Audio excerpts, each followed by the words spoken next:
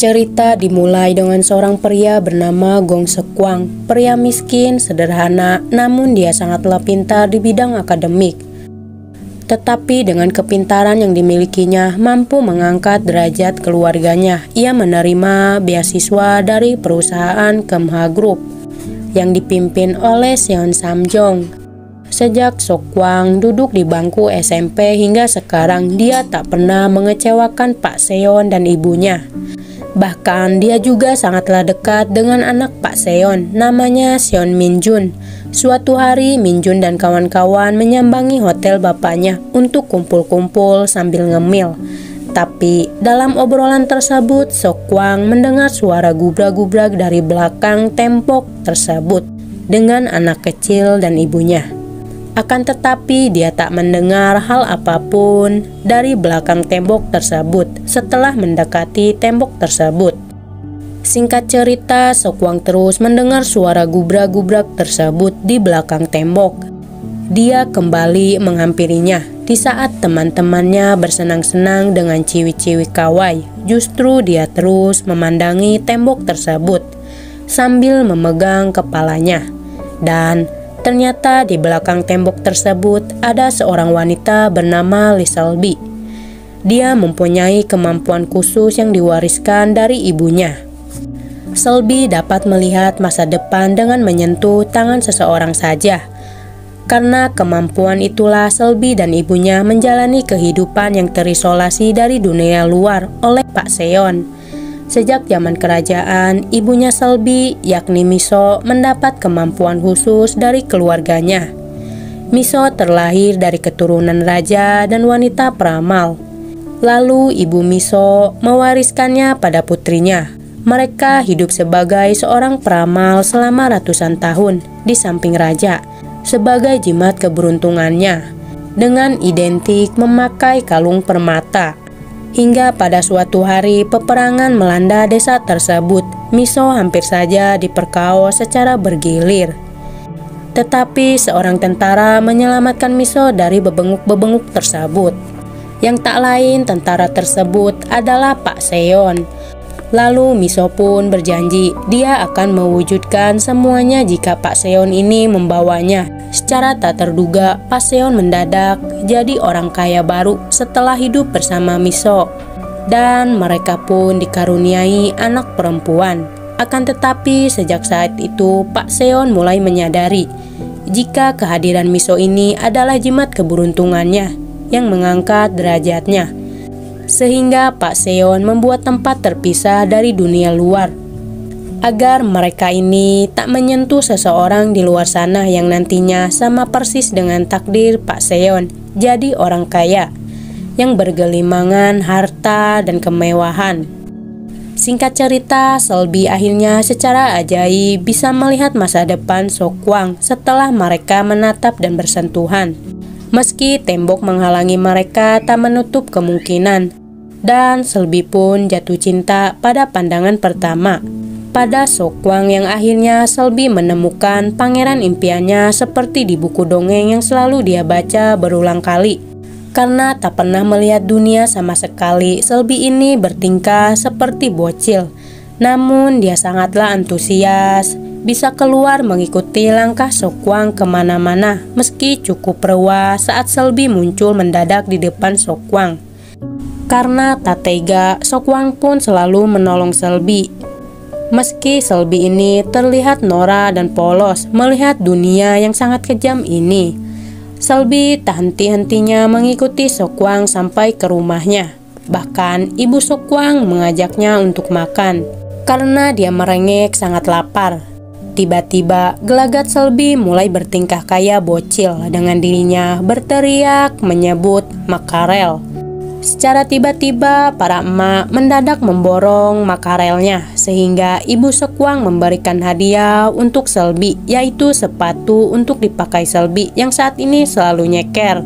Selby pun sangatlah girang dan antusias, akan tetapi ibu Sekwang menyadari jika Selby ini memakai kalung yang sama persis dengan Miso ketika di masa lalu yang datang bersama seorang anak laki-laki.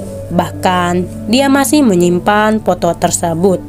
Di lain waktu, Sokwang dan Selby menikmati permainan di wahana pasar malam yang sangat mengasihkan bagi mereka.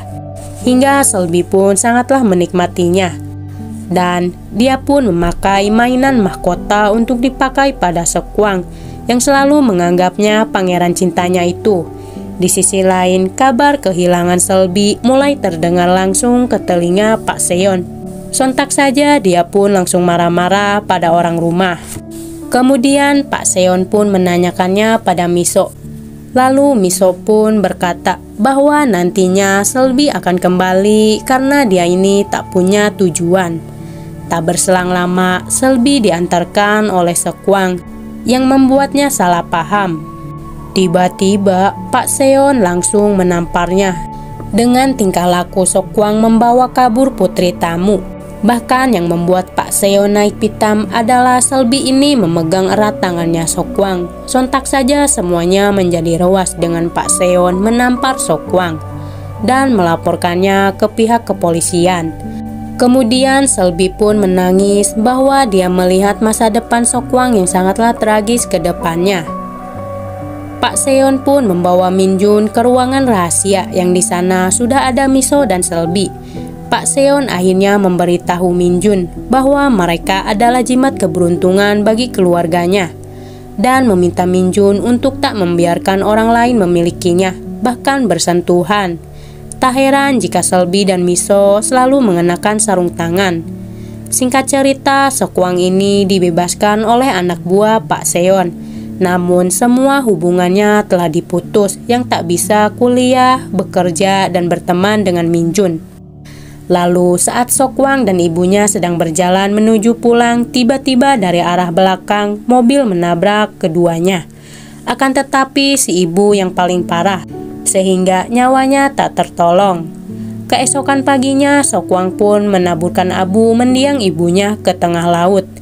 Ketika sudah selesai, nelayan tersebut memukul Sokwang dan membungkusnya lalu membuangnya ke laut. Ternyata itu semua adalah ulah Pak Seon dengan tragedi ibunya ditabrak hingga memanipulasi kematian Sokwang dengan menyatakan bunuh diri. Bahkan Min Jun mengetahui jika itu adalah ulah bapaknya, tapi dia tak bisa berbuat banyak. Semenjak Sokwang ini dinyatakan bunuh diri, Selby merasa sangat sedih dan terpuruk. Setiap malam dia terus menangis dan galau. Singkat waktu, pagi harinya Sokwang ternyata masih hidup dengan seorang nelayan menyelamatkannya saat menangkap ikan. Tapi dia juga menyadari jika ada kejanggalan aneh pada tuduhan Sokwang yang diberitahukan bunuh diri hingga terlilit hutang. Pak Gu mengetahui jika seseorang ingin membunuhnya. Di sisi lain, Selby dipaksa oleh para pelayan untuk patuh saat disuntik. Dengan merintih kesakitan, Selby tak bisa berbuat banyak. Ia hanya bisa pasrah. Lalu hubungan Selby dan Sokwang seperti mempunyai ikatan batin satu sama lain dengan mereka saling kesakitan yang sangat mendalam. Keesokan paginya Selby sudah waktunya menerawang masa depan Min Jun yang akan seperti apa nantinya di masa depan. Di satu sisi, Sokwang pun berpamitan pada Pak Gu.